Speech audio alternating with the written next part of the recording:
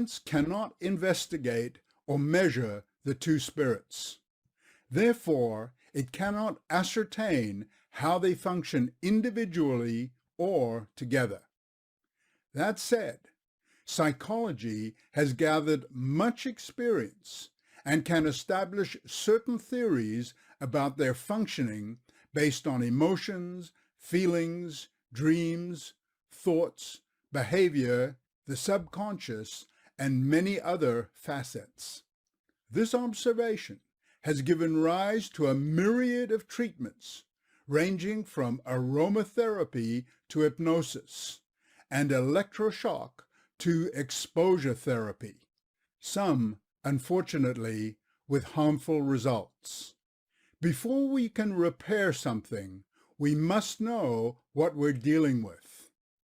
With Neshama and Ruach, we have the grid on one side and the electricity supply on the other. They are in one sense useless and worthless by themselves. It's only when you bring them together that the real value is expressed. The Bible opens with a striking example of God's Neshama and Ruach, which generally we do not consider.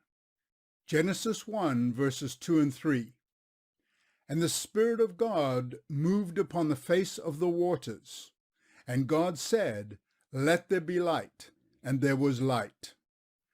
God said is the outward expression of his Neshama, the vocalization of his purpose, one of its 5 aspects of both God's and human consciousness.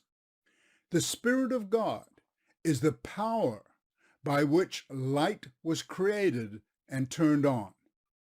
The purpose and execution, the tandem of Neshama and Ruach creating together. Psalm 33, verse 6. By the word of the Lord, God said, by the word of the Lord were the heavens made, and all the host of them by the breath, H 7307, Ruach, by the breath of his mouth. This is an alternative way to express Genesis 1, verse 1, when God made the heavens and earth.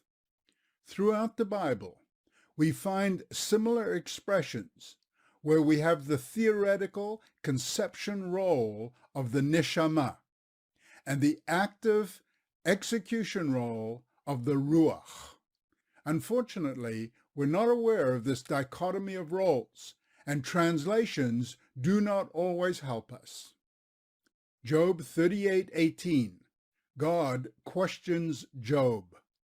Have you perceived, H 995, the same word as understanding conveyed by God's Neshama in Job 32, verse 8?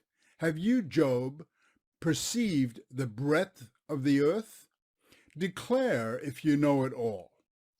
This verse portrays the two spirits.